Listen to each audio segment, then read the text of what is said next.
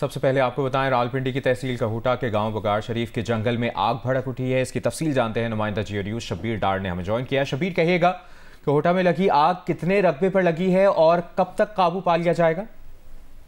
रावलपिंडी की तहसील कहूटा बगाड़ शरीफ का इलाका है। यहाँ पर 15 से 20 एकड़ रकबे पर फैले जंगल में मुख्तलिफ मकामात पर आग लगी है। आग को मकामी आबादी तक फैलने से रोकने की कोशिश की जा रही है। मकामी आबादी, रेस्क्यू की इमदादी टीमें और पुलिस मुश्तरका तौर पर आग पर काबू पाने की कोशिश कर रहे हैं। ताहम आग फैलने के खतरा मजीद बढ़ता जा रहा है क्योंकि ये सारा दुश्वार गुजार और पहाड़ी इलाका है। रेस्क्यू हुकाम का कहना है कि जहाँ तक फाइटर्स की रसाई मुमकिन है वहां तक आग को बुझाने की कोशिश की जा रही है। ऑपरेशन जारी है। आग पर काबू पाने के लिए जिले इंतजामिया ने हंगामी इकदाम शुरू कर दिए हैं। जी अच्छा शबीर, गुज़िश्ता चंद दिनों से हम देख रहे हैं कि मारगला के जंगलात, मरी और सैदपुर के जंगलों में पे दर पे आग लगने के वाकयात हो रहे हैं और जिसे बुझाने में फिर कई दिन भी लग जाते हैं। तो क्या ये महज इत्तेफाक है या मौसम की वजह से है सब?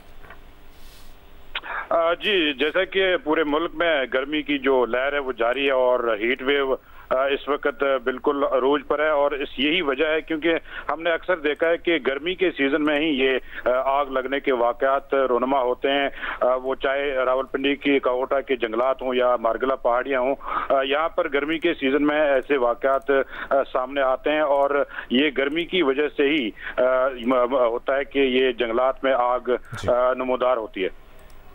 शब्बीर डार, आपने अपडेट किया, शुक्रिया। कराची में पुलिस से बेखौफ डाकुओं ने एक और आला तालीम याफ्ता नौजवान की जान ले ली। 27 साला केमिकल इंजीनियर इत्तका को गुज़िश्ता शाम गुलशन इकबाल में डकैती के दौरान कत्ल किया गया। डाकू इत्तका को गोलियां मारने के बाद उसका मोटरसाइकिल, मोबाइल फोन और नकदी लूट कर फरार हो गए। कराची पुलिस ताहाल इत्तका के कातिल डाकुओं का कोई सुराग नहीं लगा सकी है। केमिकल इंजीनियर इत्तका हाफिज कुरान भी था और गुज़श्ता साल ही शादी हुई थी। ज़ीशान शाह की रिपोर्ट देखिए। कराची में पुलिस से बेखौफ डाकुओं ने एक और आला तालीम याफ्ता नौजवान की जान ले ली है। 27 साला केमिकल इंजीनियर इत्तका को गुज़श्ता शाम गुलशन इकबाल में डकैती के दौरान कत्ल किया गया। डाकू इत्तका को गोलियां मारने के बाद उसका मोटरसाइकिल, मोबाइल फोन और नकदी लूट कर फरार हो गए। गुज़िश्ता रोज़ गुलशन इकबाल ब्लॉक 7 में बेकरी से सामान लेकर आने वाले 27 साल इत्तका को मुसल्लह डाकुओं ने उस वक्त निशाना बनाया जब वो अपने घर से चंद कदम की दूरी पर था। दिन दहाड़े होने वाली वारदात के दौरान मुलजिमान ने फायरिंग करके इत्तका को मौके पर ही कत्ल कर डाला और उसकी मोटरसाइकिल, मोबाइल फ़ोन और पर्स लेकर फरार हो गए। वाक़े का मुकदमा मकतूल के भाई की मुद्दत में थाना गुलशन इकबाल में डकैती और कत्ल की दफ़ात के तहत दर्ज कर लिया गया है, जबकि पुलिस को जाए वक़ुआ से 9 mm पिस्तौल का एक खौल भी मिला है। अमीर जमात इस्लामी कराची मुनम जफर ने कहा है कि शहर में पढ़े लिखे नौजवानों को मारा जा रहा है। कराची के लोग रोजाना अपने प्यारों की लाशें उठा रहे हैं। एक ही शदीद मजम्मत करते हैं। हुकूमत सिंध कहाँ है, वजीर आला सिंध कहाँ है? शर्म का मुकाम है इस शहर कराची के लोग रोजाना अपने प्यारों के लाशें उठा रहे हैं। हम इस वाक़े की शदीद मजम्मत भी करते हैं और कल इंशाअल्लाह आइंदा के लाए अमल का ऐलान करेंगे। यूरोपीय कमीशन ने यूरोप में PIA की परवाज़ों पर आयद पाबंदी उठाने से इनकार कर दिया है। यूरोप में कौमी एयरलाइन PIA की परवाज़ों पर 4 साल से पाबंदी आयद है। तफसील जानते हैं नुमाइंदा जियो न्यूज़ तारिक अबुल हसन से। तारिक, मजीद क्या डिटेल्स हैं आपके पास? जी, पाकिस्तान सिविल एविएशन अथॉरिटी जो PIA और दीगर जो पाकिस्तानी एयरलाइंस हैं इनकी यूरोप के लिए जो पाबंदी आयद इनकी परवाज़ों पर वो पाबंदी उठवाने में नाकाम हो गई है। यूरोपीय यूनियन एयर सेफ्टी कमेटी ने गुज़िश्ता साल नवंबर में पाकिस्तान का दौरा किया था और इसी दौरे की जो रिपोर्ट थी उसकी बुनियाद पर 31 मई को यानी 3 दिन पहले जो है वो इजलास हुआ यूरोपीय यूनियन का, जिसमें पाकिस्तान CAA के सेफ्टी मेयार की रिपोर्ट पेश की गई और इस रिपोर्ट को गैर तसल्ली बख्श करार दिया गया। रिपोर्ट में पाया गया कि यूरोपीय यूनियन की सेफ्टी कमेटी ने जो एतराज़ात किए थे, पाकिस्तान सिविल एविएशन अथॉरिटी ने उन एतराज़ात को ईमानदारी और पेशावराना अंदाज से दूर करने के बजाय काम चलाओ इक़दाम किए और जो कि बिलाखिर पकड़े गए हैं। यूरोपीय यूनियन ने EASA के ऑडिट के दौरान जो आदाद शुमार सिविल एविएशन अथॉरिटी की तरफ से पेश किए थे उन्हें भी गैर तसल्ली बख्श करार दिया है।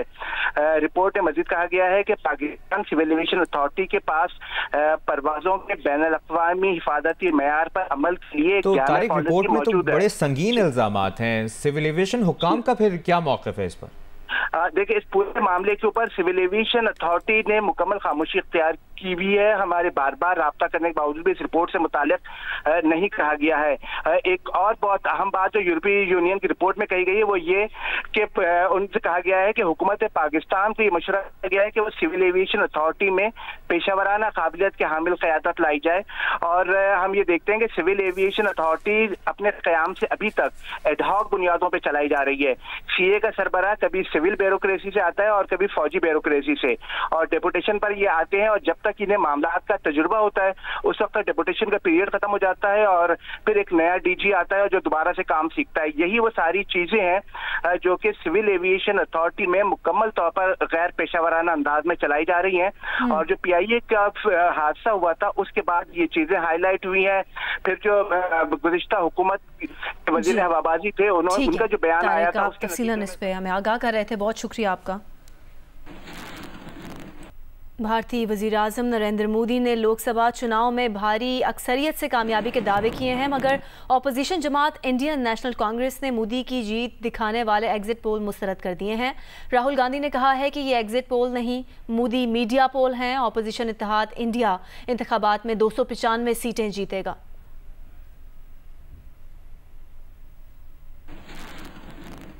इस्लामाबाद हाई कोर्ट ने जस्टिस बाबर सत्तार का फैमिली डेटा लीक करने और सोशल मीडिया मुहिम के खिलाफ तौहीन अदालत केस 3 जून को समाअत के लिए मुकर्रर कर दिया है। समाअत कल होगी। तफसील जानते हैं ओवैस से। जी ओवैस। जी देखिए, इस्लामाबाद हाई कोर्ट के जस्टिस बाबर सत्तार की फैमिली का डाटा लीक करने और सोशल मीडिया पर उनके खिलाफ प्रोपेगेंडा मुहिम चलाने पर तौहीन अदालत का केस चल रहा है और इस्लामाबाद हाई कोर्ट ने इसे अब कल 3 जून को समाअत के लिए मुकर्रर कर दिया है। जस्टिस मोहसिन अख्तर कियानी की सरबराही में 3 रुकनी लार्जर बेंच इससे समाअत करेगा। जस्टिस तारिक महमूद जहांगीरी और जस्टिस सरदार इजाज इसाक भी बेंच में शामिल हैं। 23 मई को लार्जर बेंच की अदम दस्तयाबी के बायस इसकी समाअत नहीं हो सकी थी और रजिस्ट्रार ऑफिस की जानिब से इसे 6 जून के लिए मुकर्रर किया गया था, लेकिन अब अचानक इसकी तारीख तब्दील कर दी गई है और 6 जून की बजाय 3 जून यानी कल के लिए इसको समाअत के लिए मुकर्रर किया गया है। बताया जा रहा है कि 6 जून को भी शायद मुमकिना तौर पर लार्जर बेंच दस्तयाब नहीं होगा, इसलिए इसकी जो समाअत है वो 3 दिन पहले मुकर्रर की गई है। अदालत ने इस केस में FIA, PTA और IB से रिपोर्ट तलब कर रखी हैं और उन्हें भी नोटिस जारी कर रखे हैं। जी बहुत शुक्रिया आपका वैसे।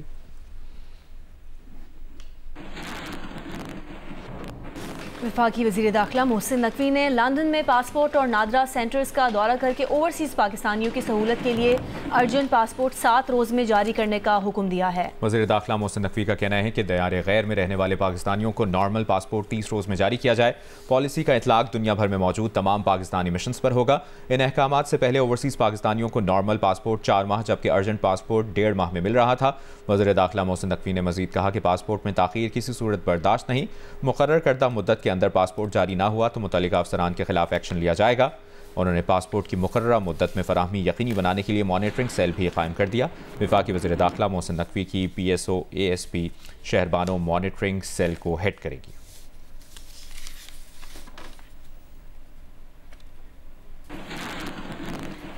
वज़ीर आला पंजाब मरियम नवाज की खुसूसी हिदायत पर से नो टू प्लास्टिक मुहिम के तनाजुर में अहम हुकूमती इकदामात। 5 जून से होटलों, रेस्टोरेंट्स और दीगर फूड पॉइंट्स पर ग्राहकों को प्लास्टिक बैग में खाना देने पर सख्त पाबंदी होगी। पाबंदी की खिलाफ वर्जी करने वाले होटल्स के खिलाफ मुकम्मल क्रैकडाउन होगा। मालिकान के खिलाफ कानूनी कार्रवाई और भारी जुर्माने होंगे।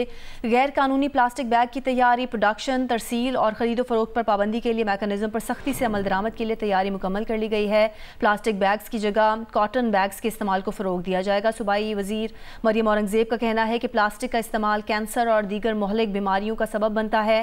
प्लास्टिक का इस्तेमाल माहौलियाती आलूदगी को बढ़ा रहा है। 5 जून से प्लास्टिक की गैर कानूनी मसनूआत बनाने वाली फैक्ट्रीज़ के खिलाफ क्रैकडाउन का आगाज़ किया जाएगा।